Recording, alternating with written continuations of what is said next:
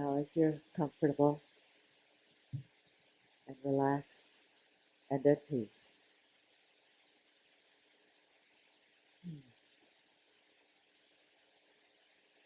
kind of wiggle your shoulders a little bit, just to make sure you're really relaxed. How does the throat feel? Sometimes there's tension held in our throat, in our jaws, around our eyes. Loosen all those little facial muscles, ones between your eyebrows, and relax. Just breathe. You are truly immersed in the presence of Holy Spirit, and you breathe it in.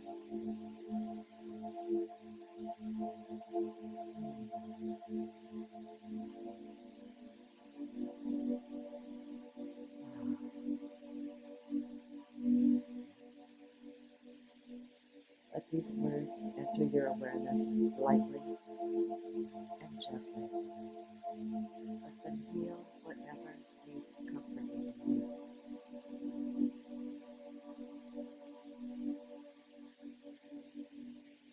Especially now, at this time of year, if your days are rushing by in a blur, stop, breathe, and notice life's beauty and grace all around you. It's there. We just need to notice it.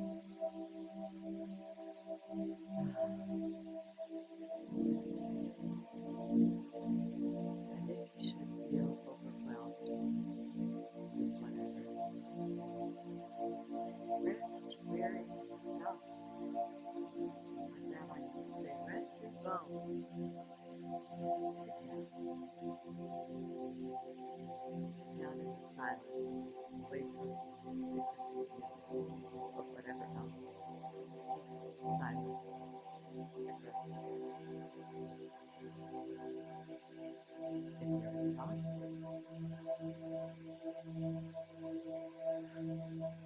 pray and say a prayer to help you release what is not needed in that particular moment.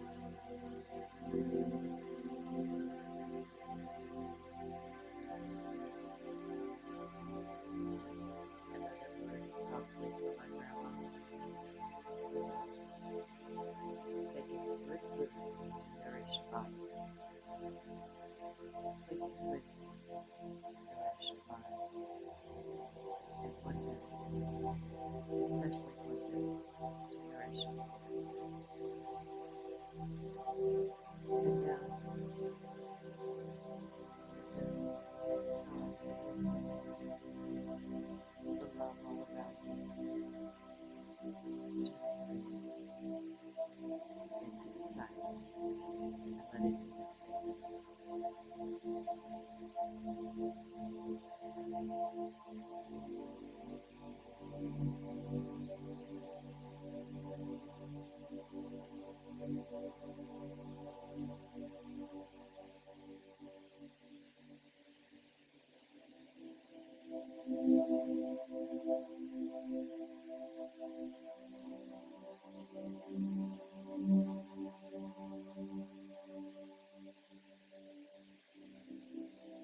Have faith in yourself,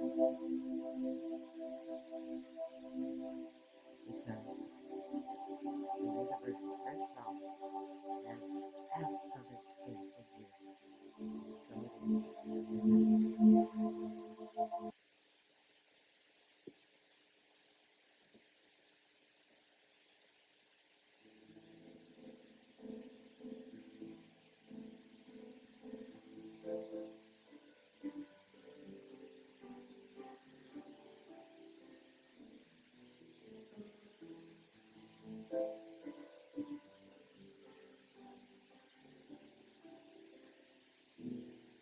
Mary, did you know that your baby boy would one day walk on water. Mary, did you know that your baby boy would save our sons and daughters? Did you know that your baby boy has come to make you new? This child that you deliver will soon be living. Mary, did you know that your baby boy will give sight to the blind man? Mary, did you know that your baby boy calmed the storm with his hand? Did you know that your baby boy has walked where angels trod? When you kissed your little baby, you kissed the face of God. Oh, Mary, did you know? Oh, Mary, did you know?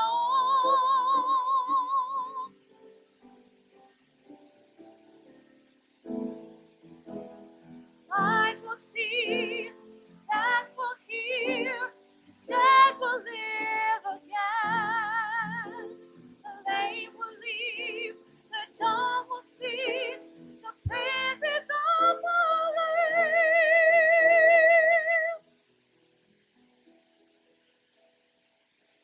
Mary, did you know that your baby boy is Lord of all creation? Mary, did you know that your baby boy will one day rule the nation? Did you know that your baby boy is heaven's perfect lamb? And the sleeping child you're holding is the great I am.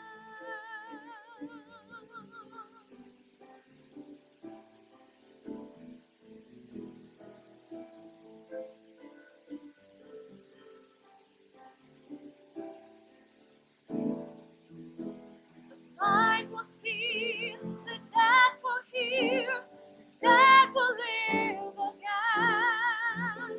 The lame will leap, the dumb will speak, the praises of the Lamb.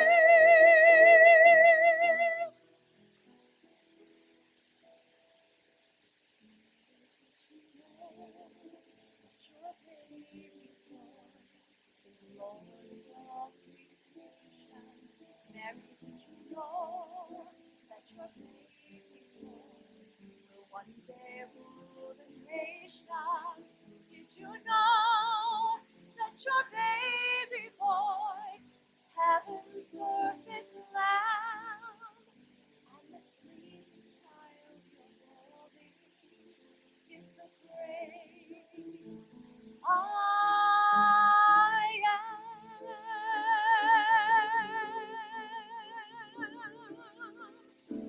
Oh, Mary, did you know?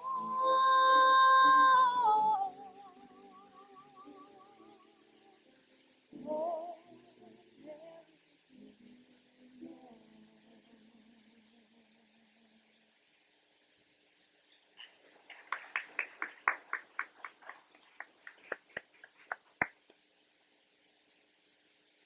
Thank you so much, Sean and Bree.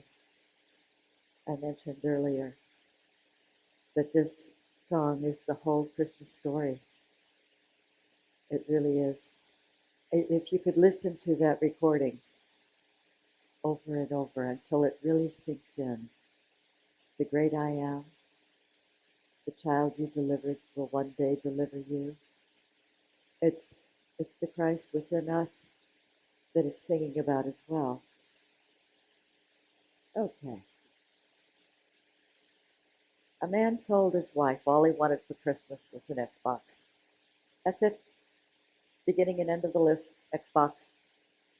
You know what she gave him? A homemade frame with a picture from their very first date, which was fine because he got her an Xbox. He had faith in what his beloved wouldn't do. Today, as we celebrate the first Advent Sunday of faith and hope tied together, I'm focusing particularly on faith. Uh, Faith is a gift. It's a gift. It's a given in us. We're always acting from faith, whether it's consciously or hither and yon unconsciously, which is how a lot of our days go. And it's also a tool, and that is the conscious use of faith, which I will talk more about this morning. The word Advent comes from a Latin word meaning arrival. And Unity's metaphysical understanding of that is that we are waiting for the arrival into our own world of our divine potential, our Christ self. We're not waiting for it to get there, we're waiting to express it. Big difference. Well, we have faith that we are made in the image of God, most of us here in this room.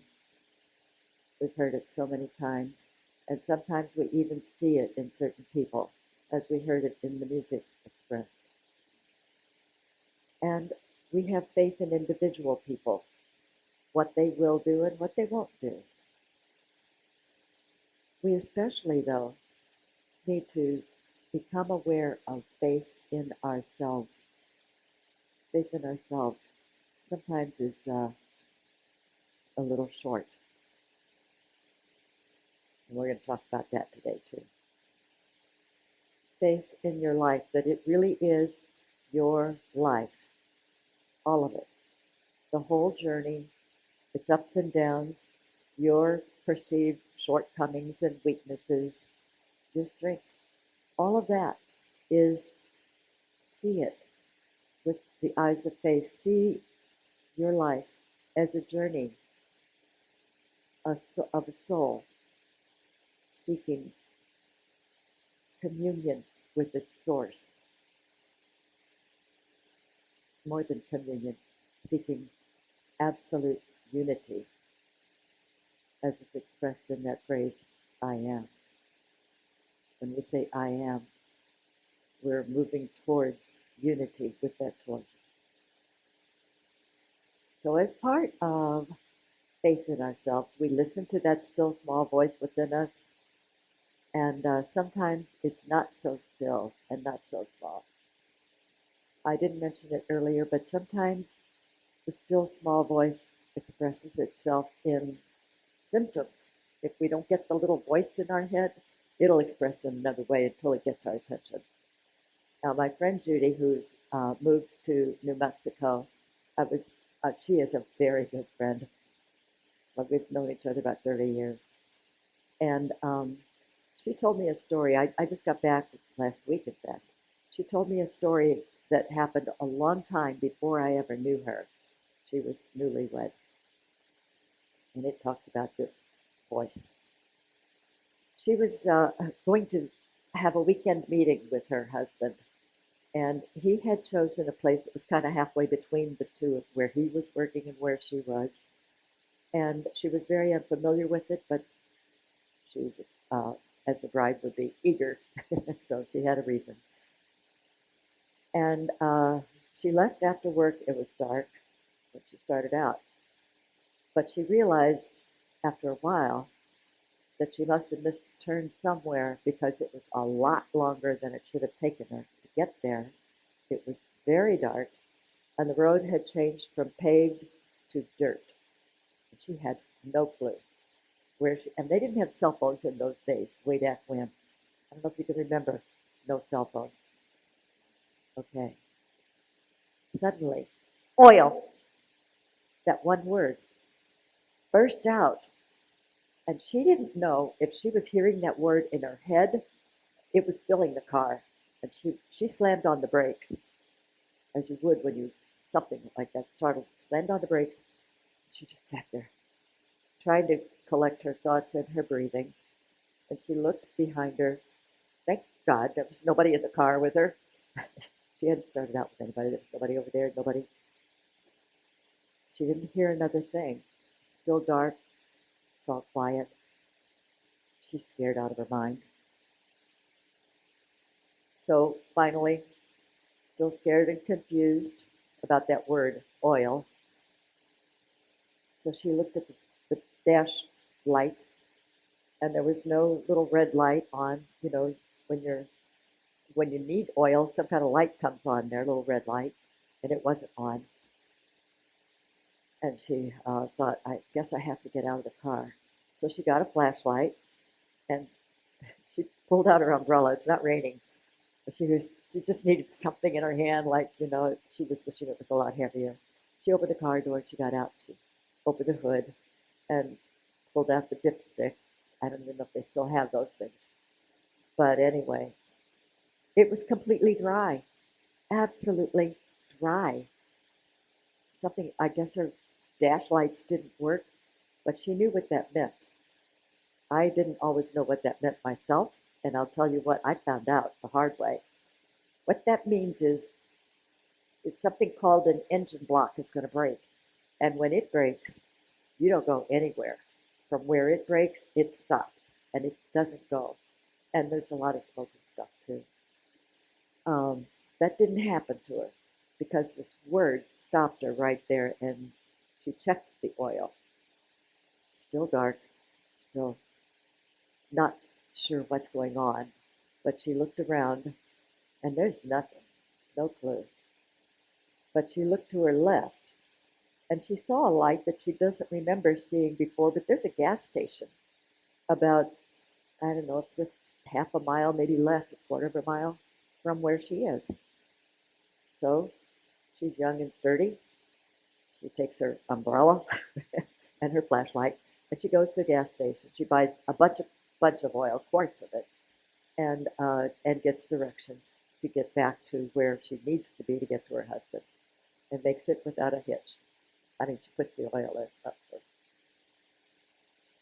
The thing is, she's spiritually intuitive. She was then, and she is now, even more so, years and years later. But she's never heard that voice again. It definitely marked her soul in some way. So she listens to the intuitions, the little inner voice that comes, because she doesn't want to hear that big booming voice again. There's another story, much quieter voice, about a person who followed an intuition. I don't know if you all know what the Appalachian Trail is. They have a thing called Through Hikers. These are hardy souls indeed. David Miller. They have a blog. I get a quote from that. David Miller's blog entry. He says, when I was considering doing this through hike, I fretted over the impact it would have on my life and my finances. A few people chose to be my voice of reason, letting me know how pointless and irresponsible it was to go off on a 5 month long walkabout. I don't think that's called a walkabout, it's called a trial. Anyway, he goes on to say, now it's over. I'm not bankrupt. My wife didn't leave me, and the world didn't stop spinning. I'm glad I did it. I'm more patient as a result. I worry less about money. I can get by with less. In fact, I'd rather get rid of stuff than buy new stuff. That's his entry. Judy and David's faith in themselves and in that voice they heard, whether it was loud or the voice that David heard, saved their lives. Personally, Judy and I think hers saved her life literally, which is why, I mean, I still get goosebumps. And she still looked terrified when she told the story to me at her kitchen table last week. It boomed. David's voice niggled at him. I don't know for how long, until he finally ignored everybody else's wisely given it suggestions, and did it. I think it saved his life spiritually. Um, Having faith in ourselves, and that voice having faith in ourselves, is a powerful tool for authenticity. Good word, authenticity. It's Unity's word for the year, and it's going to be my word for maybe more than a year. Believe me, I need it. Authentic. Be your authentic self. Show up authentically in your life and in other people's lives. I have a sign that reminds me of that. You know how you put your kid's picture on the refrigerator? I've got a picture of my kid. He's 52. And I don't think you can read it. I got that little sign at Dollar Tree. It says, any pizza is a personal pizza if you believe in yourself. I can tell you my son believes in himself when it comes to pizza. But that's a lighthearted approach. And it reminds me, when I see that on the refrigerator, it reminds me, faith in yourself. Have faith in yourself. Jesus at Matthew 17:20, a verse you're very familiar with. Truly I tell you, if you have faith as small as a mustard seed, and you've probably all seen a mustard seed at somebody's service, you can say to this mountain, move from here to there, and it will move. Nothing will be impossible for you. I don't know if you've moved any physical mountains. I certainly have not. But you may have moved metaphysical or symbolic, li- not literal, but symbolic mountains in your life. Or you've seen other people do it with their faith in the fact that they, their friends, God, whatever they put their faith in, could do that. Faith can kill or save a life. You all have heard about the placebo effect. Now, when somebody takes a sugar pill and it cures whatever is ailing them, it's not the sugar pill that works. It's the individual's belief in that sugar pill that's working. It is that individual's faith. Now, when a shaman or someone curses you and you die, well, you wouldn't be here listening to me, would you? Well, anyway, the person's death, and they have been reported, is not because the curse worked. It's because of the person's faith in cursing or shamans or whatever it was. It's that individual's faith. So in both cases, the cure or the killing was in the individual's faith. Your faith is powerful. Where are you putting it? Where am I putting it?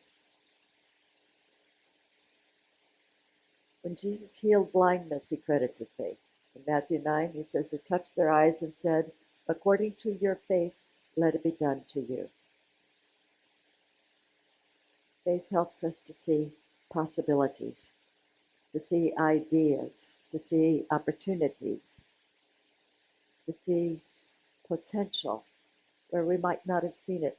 And I'm not talking just about opportunities and potential in us. We need to see opportunities and potential for our children and grandchildren. We need to see it for our planet. See, put your faith out there where the rubber meets the road. Now, you have this book out in the library that I'm going to quote from. Charles Fillmore, in his book Prosperity, in fact, you have a lot of them out there, describes faith as a power tool for abundance. And I'm going to read a little bit. We all have faith. It is innate in every man. I'm pretty sure he also means woman, even though he didn't say it. When you get a strong perception that something is true and good, act on it. That is the way faith works. It is the law of your creative word. Charles goes on. Jesus said, his words were spirit and life. Did you ever think that your word is charged with great spiritual life force? This is Charles, not me. It is. Be careful of your words. If you talk about money in a negative way, your finances decrease. Talk about it appreciatively, and you prosper. And that works not only with prosperity, works with a lot of things. Here's Eric Butterworth's thought on that. You've got books by Eric Butterworth out there too. He says it's a power tool that can reach into the past. Now that interested me because I don't know about all of you, but most of us have something that we regret, some trauma that hurts, a grief that keeps coming back, a wound that doesn't, the scab, you keep picking at it. Okay, past can't be changed, but your experience, how it affects you in the present, can be changed. And this is what Butterworth says. He says, this is why God is recorded as saying, I will restore unto you the years that the locusts have eaten. He says, the word restore in Hebrew means to be completed, healed, made whole. He goes on to say, when this divine process flows through you, your past is healed. As you perceive it in the light of Christ within you, you see only God. It's like you put on God glasses, and now when you look in the past through God glasses, he says, when this process flows through you, you perceive it in the light of the Christ within you, you see only God. You see only God. And then he quotes Hebrews 11. Now faith is the assurance of things hoped for. Faith says all will be well. Try it. Look through God glasses when you, anytime you're tempted to bring something up that isn't yet healed, and see it in that way. Now, Charles Fillmore said faith is innate. You don't have to get faith. You've already got it. We talked about that. But you can cultivate it. And I'm going to give you 3 ways before I finish this. 1, keep your word. That word, what was it? Not integrity. What is our word for? Thank you. Yes. So keep integrity with your word. Isaiah 55:11. So shall my word be that goes out from my mouth. It shall not return to me empty, but it shall accomplish that which I purpose and succeed in the thing for which I sent it. So let your yes mean yes and your no mean no. If you say you will, do it. If you say you won't, don't. And be very careful when you make commitments. You say, I will do this. That's a commitment. Your yes is yes. You don't have to say, I promise. And if you didn't promise, it doesn't mean, no, I'm sorry. None of that. If you said you would do it, that's a commitment. Do it. New Year's Eve is coming up. New Year's resolutions. We all do those. Be real careful with those because every failure undermines your faith in yourself. Think about that. It undermines your faith in your word, and you need that. Florence Scovel Shinn calls your word a magic wand, and you have a book out there by Florence Scovel Shinn, $6. It's called The Game of Life, and it's all about how to use that magic wand of your word. She calls it a game. She makes it lighthearted. I like that. Okay, that's 1. Keep your word. 2, meditate and pray. Charles Fillmore's suggestion, he says in the morning, immediately, now I get the feeling he means before you get out of bed, take a quiet meditative thought, and he uses Psalm 19:14. May these words of my mouth and this meditation of my heart be pleasing in your sight, Lord. Then go forth to the day's activities with faith that all needed things are provided and your good must come. So keep your word, meditate and pray, presumably, first thing before you get out of bed even. 3, act on your inner promptings from your spirit, which I sometimes call your soul interchangeably. um, even when you can't explain why to your intellect. There's a book with the title. Okay, you all know by now I like books. This one, sometimes I get books by titles I never intend to read, and I didn't even buy this book, but I'll never forget the title. You know more than you think you do. How about that? You know more than you think you do. Charles Fillmore says, when we have given ourselves entirely to Spirit, we may do things without exactly knowing why. Now, you can't blame everything you do without knowing why on Holy Spirit, I'm telling you that. When you get a strong perception that your inner mind tells you is true and good, that's the key. Act on it. That is the way living faith works, and it's the law of your creative word. So keep your word, meditate and pray, act on your inner promptings when they come from Spirit, okay? And as you see mysterious and happy results in your life, that strengthens your faith in yourself, in your divine intuition, or what I call your soul's voice. And it just keeps growing from there. Try it. I'm going to sort of conclude by reading Embracing Christmas by James Dillett Freeman. I got this from unity.org. He's everywhere, and you've got it out there too. He was 91 years old when he died in 2003, and I did get to meet this wonderful man before then, not in a vision. Um, he was there when my husband was in school getting his ordination. And I just remember his being in his presence just made you feel, you almost felt Christmas, even if it was May. So here's his Embracing Christmas. Christmas celebrates the birth of the Christ, and those who complain about its lack of religious content have a right to do so. For carols, Christmas trees, candlelight, decorated houses, Santa Claus, and the Virgin Birth, they're all mixed together in one delightful frog of wonder and exhilaration. Is it wrong? I do not think we would be holier for giving up Christmas trees and Santa Claus and gift giving or even Christmas cards. And as to commercialism, if once a year we're induced to stretch our giving muscles beyond their daily lack of use, are we the worse for that? This year, let us celebrate it joyously by giving ourselves generously to those we love and to those less fortunate than ourselves. And here you do participate a lot in that. But I'm continuing with what he wrote. Christmas is a wonder, and it is for wonder. Christmas is believing, hoping, dreaming. It's the story of the birth of Christ, and that story holds hope for us all. In the story, remember, the shepherds and the wise men found their newborn Lord. The shepherds, the heart center. The wise men, the head center. There's hope for all of us. He says, God reveals himself alike to all who come looking for him, and Christmas wonder waits for all to find it. And I would like to conclude with a prayer of my own for all of us, for you.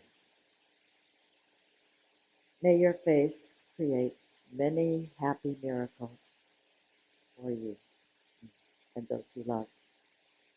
May peace flow like a river through your days and nights.